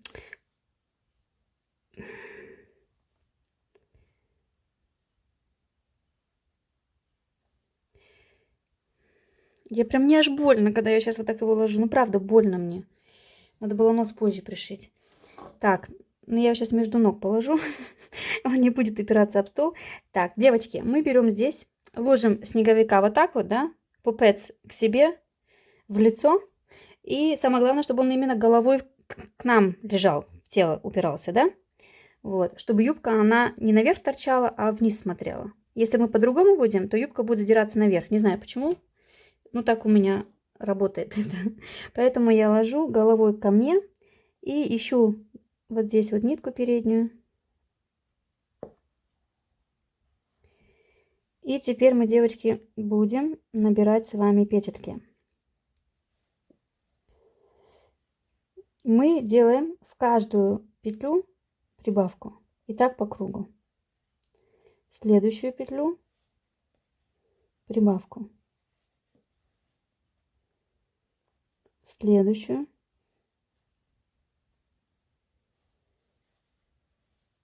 Прибавку. Все, вяжем до конца ряда, весь ряд, пока мы опять сюда не выйдем. В каждый столбик, вот за эту переднюю полупетлю, мы вяжем прибавку. Итак, девочки, смотрите, вот я провязала один ряд. Теперь мы провяжем еще один ряд и потом обвязку. И в принципе достаточно. Если вы хотите пушистее, то провязывайте потом еще один ряд. Итак, я сейчас вот остановилась тут, делаю соединительную петлю и делаю один накид. И теперь я буду вот в каждую петельку, можно сделать в каждую петлю прибавку из столбика с накидом или делать каждую вторую. Смотрите, чтобы она сильно такая пушистая не была. Я не знаю, как лучше. Здесь можно и так, и так. Я думаю, что я сделаю один столбик и в следующую петлю сделаю столбик прибавку с накида, да? Но она может тогда быть не очень пушистая. Столбик и потом одну прибавку. Нет, она не будет пушистая, девочки. Делаем в каждую петельку прибавку. И хватает на этом. Делаем в каждую петлю прибавку из столбика с накидом. Тогда она будет самое то.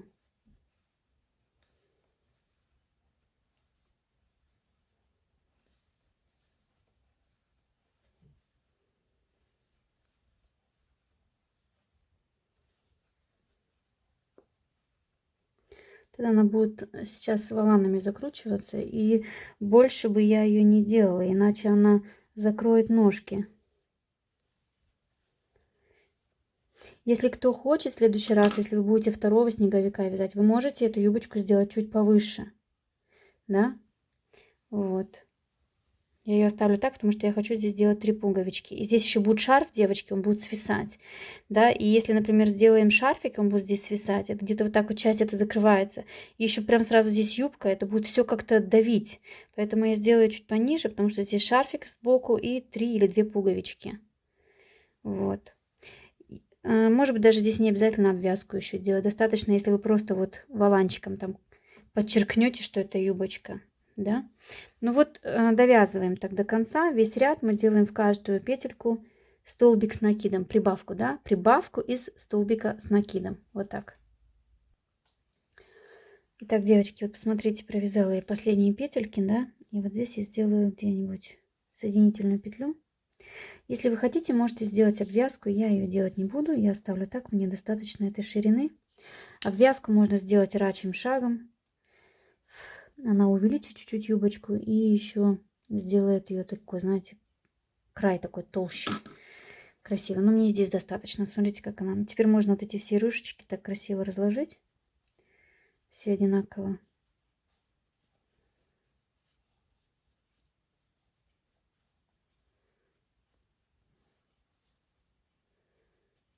Здесь у меня сбоку перехон был. Это можно все так скашировать, да, но закрыть, я имею в виду, все вот эти переходы. Смотрите, красиво получается. Вот такая вот ровненько все эти рюшечки взять и положить. Теперь вы можете, девочки, пришить. Я ее все помяла. Красотку такую. Так, пришить лапки или ножки, где они, как они будут смотреться, интересно. Лишь бы они юбкой не закрывались. Да, они могут чуть-чуть юбкой закрываться. У меня, смотрите, я их сделала здесь, девочки, синенькие. И они у меня здесь закрываются. Блин. Закрываются, девочки. Не видно их будет. Здесь надо такие белые делать.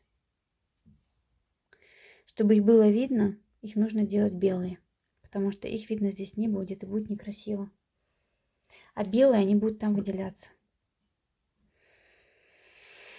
Короче, если вы хотите, оставляйте себе синенькие, но я, наверное, себе еще раз свяжу белые. Потому что их, к сожалению, здесь видно не будет. Очень жаль.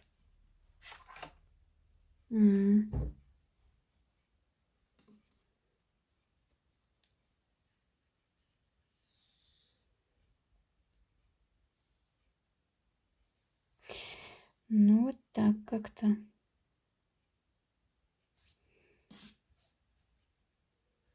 Жалко. Короче, вяжем точно такие еще белые.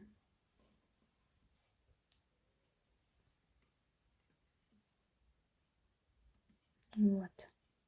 Если вы хотите, можете синий оставить. Надо будет посмотреть, как она будет смотреться.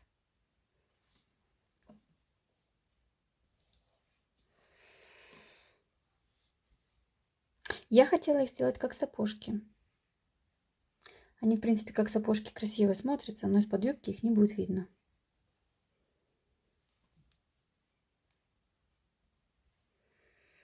Вот. Ну, жаль. Мне очень жаль, что, может быть, вам придется перевязывать. Или вы их оставляете так, да, и пришиваете их, знаете, прям вот прикладываете, чтобы они... Но они не будут видны. Блин. Они не будут видны, девочки. Очень жаль. Здесь надо белые ножки, тогда будет красиво. Вот если вас устраивает, оставляйте такого цвета. Я свяжу еще точно такие же, только беленькие. И потом прям вот под юбочкой. Здесь можно даже, знаете, как-то вот сделать одну рюшечку, так раскрыть. И вот здесь вот сбоку их так вот пришить просто. Вот так. Но только другого цвета.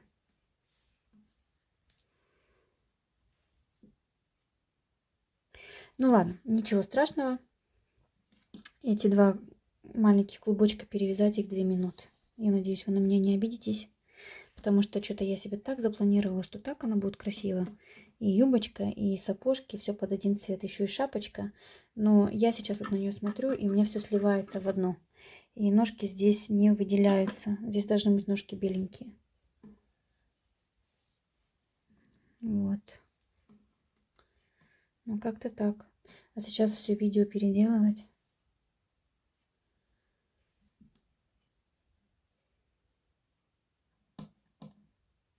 И знаете, чтобы вот она ровно стояла, вам нужно вот реально эти ноги цеплять. Не прям туда вниз под тело, да, вот так. Вот она будет назад падать. А вот прям где-то вот рядом с юбочкой. Вот буквально вот под юбочкой их пришить. Понимаете? Под одним воланом. Чтобы они выглядывали вот так. Прям можно даже сказать, вот буквально вот тут вот их пришить надо. Вот смотрите, вот волан. И где-то прямо вот здесь вот на одном волане вот так их пришить. Вот так, чтобы они прям под воланом вот так выглядывали просто. Идея крутая, но жаль. Вяжем такие девочки беленькие. Да? Вот. Давайте тогда свяжем с вами шапку. Нам нужно будет сейчас набрать нужное количество петель. Просто набираем воздушные петельки и измеряем голову.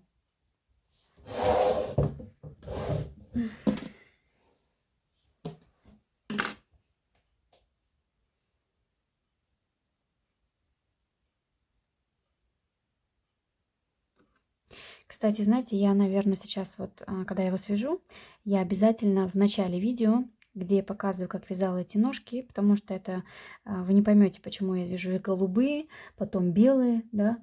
Я вам прям в самом начале видео скажу, что ножки нужно вязать беленькие. Тогда вы поймете.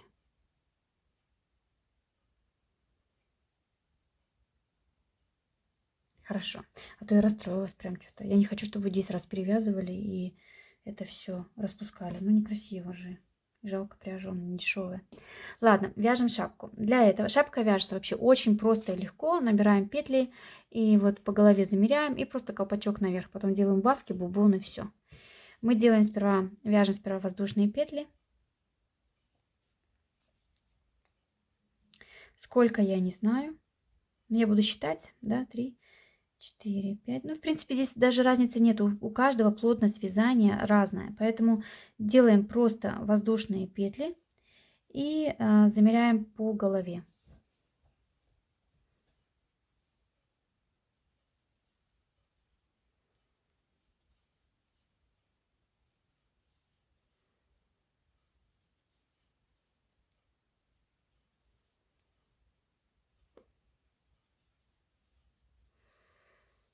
Вязать шапку тоже буду обыкновенными столбиками с накидами, чтобы она как-то все сочеталась. вместе с юбочкой. И шарфик точно так же. Вот смотрите, вот как я сейчас вяжу шапку, так же и шарфик. Вот шарфик также набрали воздушные петельки, посмотрели, достаточно вам, например, вот будет этой длины, да, вот, и потом просто один ряд назад вяжете. Это вот шарфик, набрали нужную, и один ряд назад вяжете столбиками с накидом. В каждую просто по одной, в каждую петельку по одному столбику с накидом. Если он вам вот такой будет толщины достаточно, все хватает. Просто назад провязали, столбики с накидом в каждую, и все. Если же вам это будет мало, то на другую сторону еще раз также. Вот, это будет шарфик. Там его показывать даже не надо, тут легко. Шапка.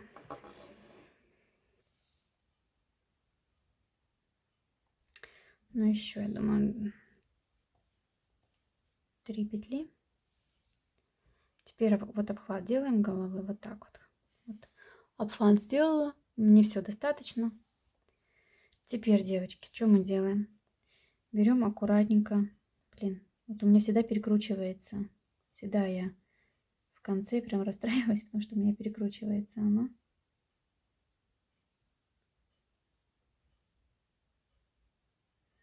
Так.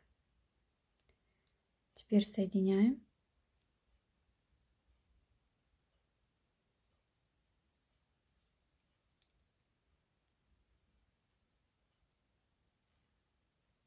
Делаю воздушную петлю. В этом случае я сделаю 2 воздушные петли.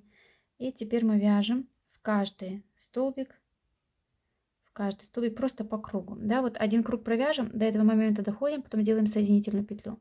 Делаем, вы можете вязать или просто столбики без накида, тогда вам дольше вязать и больше, или столбики с накидом. Это идет быстрее и проще. Раз, и вот в каждую просто петельку по кругу. 2.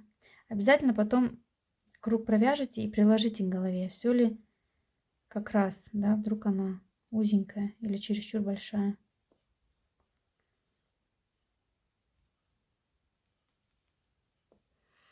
И вот так вот вяжем весь ряд по цепочке, да, до тех пор, пока вы вот сюда не подойдете. Вяжем весь ряд так. Так, девочки, смотрите, вот я этот ряд провязала. Вот тут провязала я последнюю петлю. И вот теперь мы ее вот с этой петлей здесь соединяем сверху.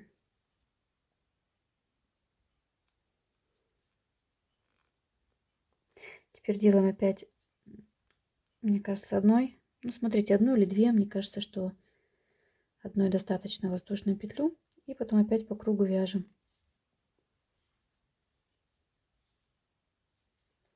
До тех пор, пока не будет у вас нужная высота шапки. А потом можно просто в 2 рядах это убавить. Если вы уже видите, что шапку надо закрывать, да, я не знаю, сколько это рядов нужно будет для этого. Вот. Я сейчас примерила. Ну, я, в принципе, могла бы сделать 2-3 петли меньше. Вот, потому что она мне чуть-чуть кажется широковатой. Но, в принципе, она сидит. Самое главное, что она сидит, и она... Так, это у меня будет зад. Самое главное, что она сидит, и она никуда не денется. Она такая немножечко вот свободненькая. Может быть, я реально сейчас еще пару петелек тогда уберу, чтобы она плотно сидела. Вот. И вот такую вот вяжем шапочку. Просто наверх, нужную вам длину. Да, я так думаю, если так вот посмотреть сейчас, я так думаю, что вот раз, два, три, четыре, пять. Давайте 5 рядов провяжем сперва. Ну и примеряйте, смотрите, да. Вот. 5 рядов, наверное, сперва таких. А потом можно будет за раз их убрать, стянуть и помпон еще связать. Я же это перевяжу, потому что я чувствую, что она большеватая. Сделаю поменьше петелек. Сейчас примерно вот приложила. Ну и сейчас утяну. Смотрите, насколько могла бы я сделать меньше, чтобы она плотно сидела и не падала. Так, это на сколько петель? Если я так вот соберу ее, так вот хорошо она будет.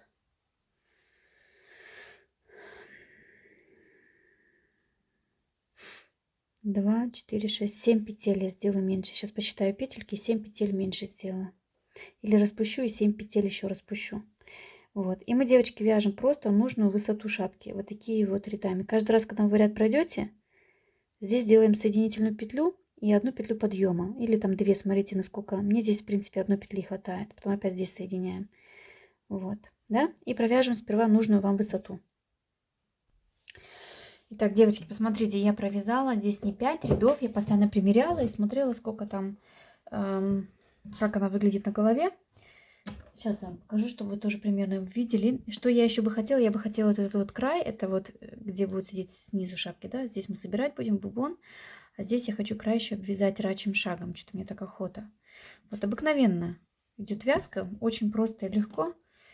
И вот если ее одевать на голову, я провязала 2, 4, 6 рядов. Так, сейчас посмотрим, как оно у меня выглядит, чтобы вы примерно ориентировались, да, как у вас.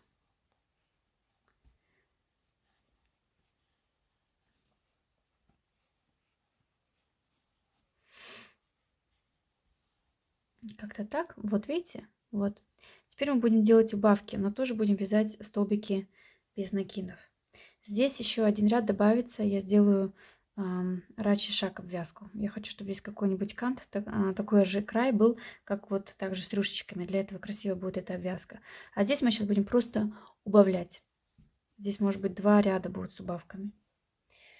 Итак, для этого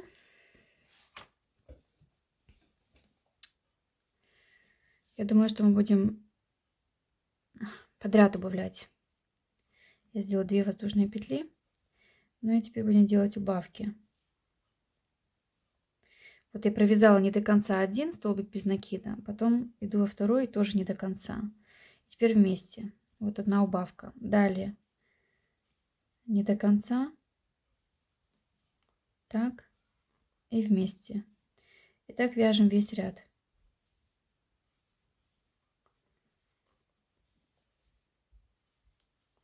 Так.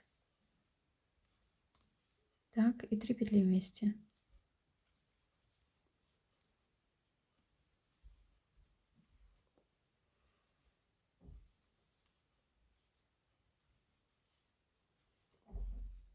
Так оно уже собирается. Провязываем до конца, посмотрим, что здесь у нас получится. Вот, смотрите, вот так вот я провязала этот ряд. У меня вот так она стягивается, да, сейчас на данный момент. Здесь получается так, что я бы здесь еще один бы столбик просто провязала, чтобы дырка не была. Вот, и теперь соединяем вот с этой петелькой здесь. Точно так же провязываем еще один край или ряд.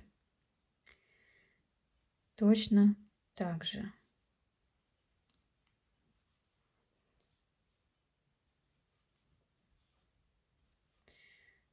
Самый простой метод убавки. Если кто-то знает другой, и вы хотите по-другому делайте. Я в этой игрушке сделаю так. Конечно, шапки детские я вяжу совсем по-другому. Это чисто типа для игрушек самый простой и легкий метод. Наверх будем делать бомбон.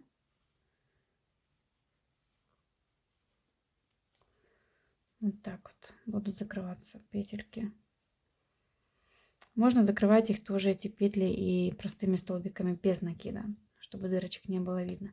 Но мы сейчас один ряд это только провяжем, а остальное будем стягивать. Оно все стянется в гармошку, да? И вот эти вот убавки или там вот эти вот дырочки, они все видать не будут. Давайте это до конца ряд тоже довяжем. Вот я ряд до конца провязала, и у меня тут опять также остается одна петелька. Я ее просто провяжу столбиком с накидом. Так, теперь я оставлю подлиннее нить. Если честно, девочки, я никогда не вязала шапки с крючком. Я всегда вяжу шапки спицами. Я вот сейчас сижу, химичу первый раз. Просто с вами. Это просто чисто, ну как я вот думаю, как можно это все закрыть. Поэтому у меня нету никаких схем. Я никогда не вязала это все. Для меня также новое. Просто я сейчас сижу и химичу вместе с вами. Что будет, то будет. Если вы знаете, как вязать по-другому шапочки, вяжите, пожалуйста. Я свяжу такую, самую простую, лишь бы на голове что-то было. Так, теперь, ну, я думаю, что за передние полупетли также можно это все собрать.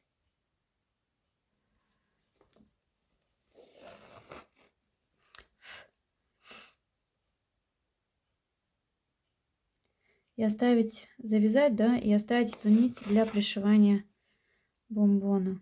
Я не знаю, что мне сейчас будет. Может, мне придется это все перевязывать еще.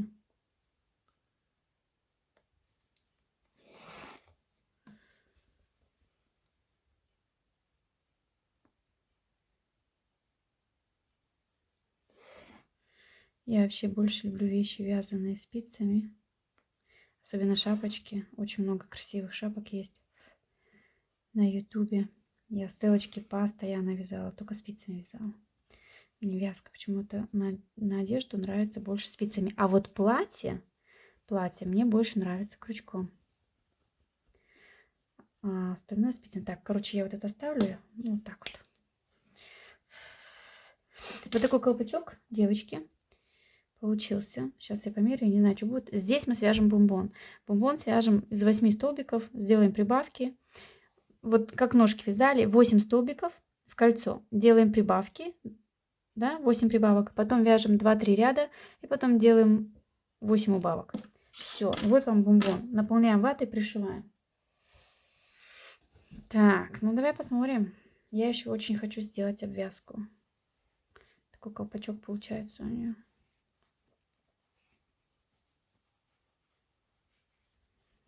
Хочу, чтобы бровь было видать, да? Жалко, для чего вышивали? Одна бровь должна быть, может, тоже у нее будет, как и у снеговика, наискось. Так. Короче, у меня достаточно. Посмотрите, как смотрится. Шикарно смотрится, больше ничего не надо. Единственное, что вот правда, хочу обвязать еще край. Здесь будет такой большой бомбон. И чуть-чуть одну бровь оставила я открытой, чтобы видно было, что у нее это есть. Пусть будет на бок, как и у тех. Вот. Вяжем точно так же шарфик. Набираем нужное количество воздушных петель и вяжем один ряд просто столбиками с накидом назад. Получается вот такой вот ширины достаточно завязываем чисто для декорации здесь. Вот. Давайте сделаем обвязку. С ножками я прям так разочаровалась, если честно. Блин, как я могла? Ну, видите, я же не думала, что она будет все в одно сливаться. Конечно, белые красивее будет, но я вставочку сделаю в начале видео. Вообще, в основном вы всегда видео просматриваете. Это очень классно, что вы так делаете. Потому что я вяжу всегда вместе с вами первый раз все эти схемы. Так, хочу попробовать сделать обвязку рачьим шагом. Для этого вот эту нитку, ну это тоже можно, да, чтобы потом их просто отрезать. И идем назад. Их можно чуть-чуть провязать. В каждый столбик идем. Вот эти 2 раза провяжу и потом отрежу. Девочки, я не знаю, как будет смотреться, но если я сейчас ее распущу, вы сперва посмотрите, как у меня будет смотреться. Если вам понравится, то тоже обвязывайте. Я уже не буду распускать, потому что я этот край тогда уже кончу, если я его распущу. Вот такая обвязочка. И эти нитки уже мешают.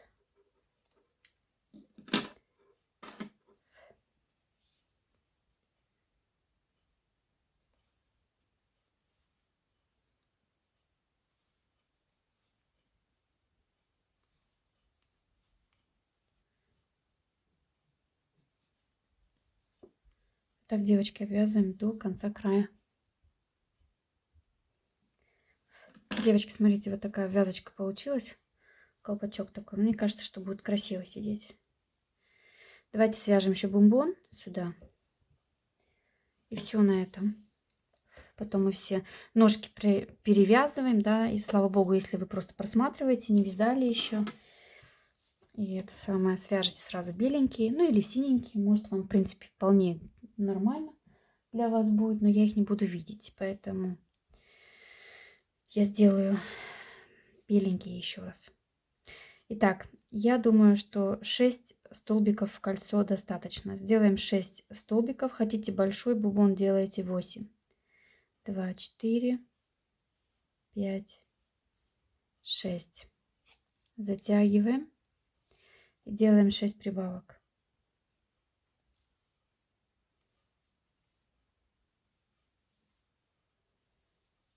2, 3,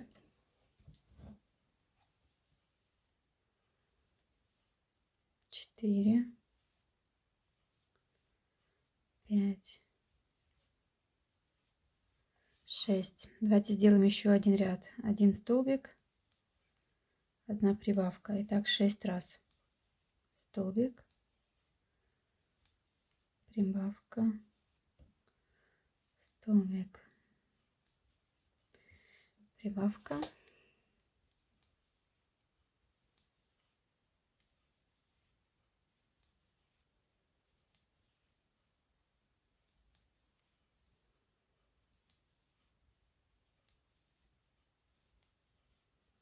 Так, у нас сейчас должно быть 18 столбиков.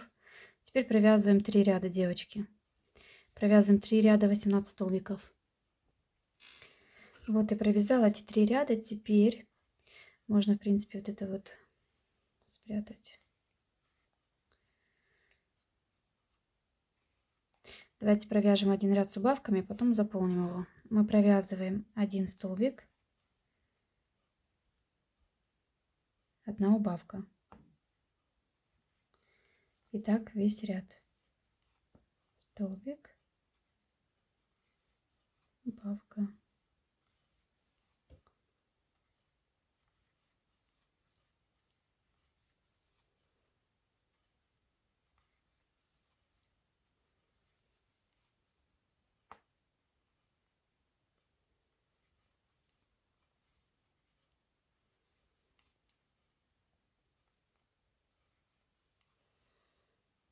Так, теперь заполняем.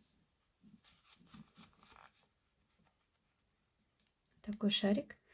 И теперь мы делаем, я теперь просто вот так, чтобы удобно было, делаю просто 6 убавок.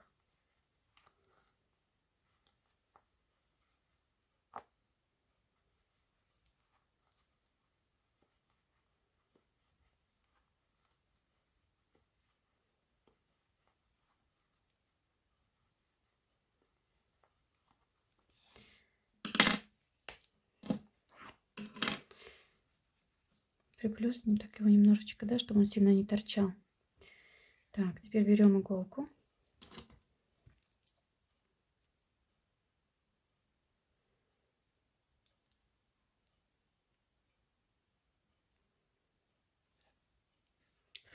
Собираем это все.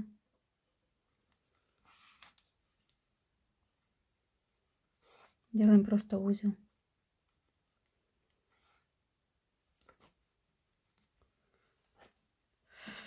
Так, теперь берем шапку.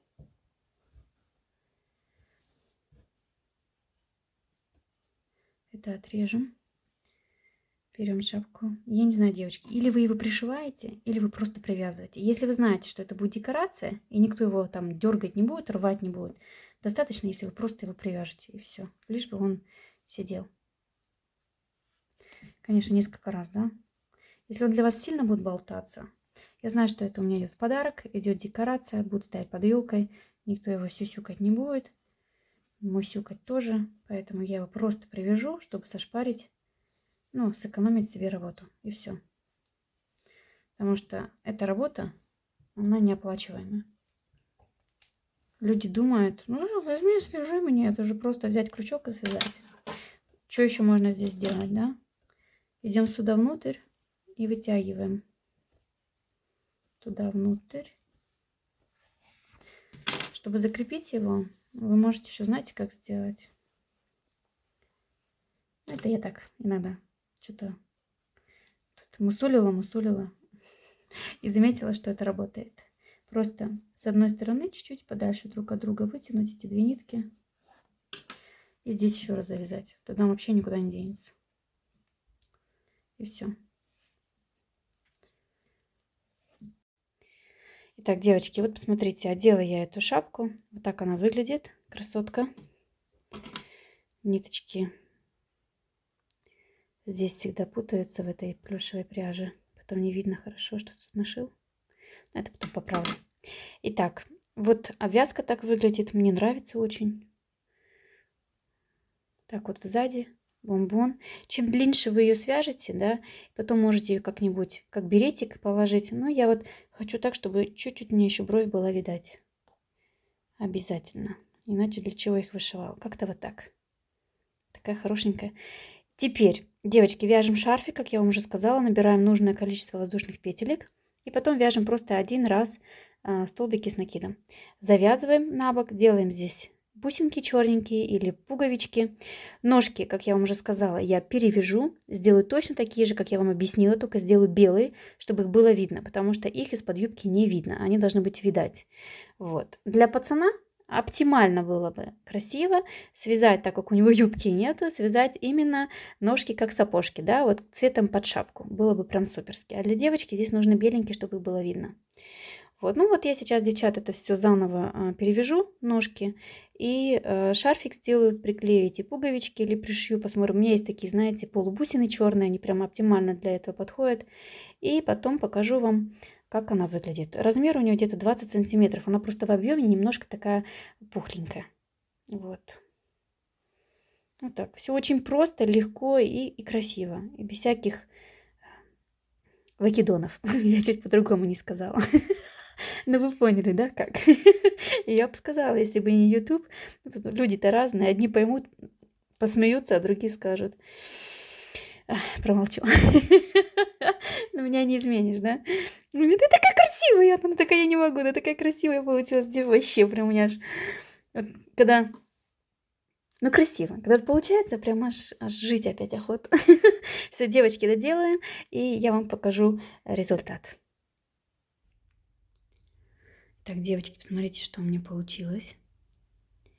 Как я вам уже говорила, я перевязала ножки, сделала ей беленькие, потому что голубые, они сливались с этой юбкой, было не очень красиво.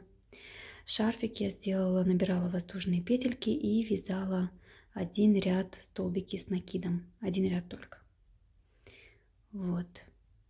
Бомбон я закрепила. Вот так он выглядит. Ну, чудо. Мне очень нравится. Такая живая она, как никогда веселая. Я вам всем желаю легких петелек, девочки. До следующего раза.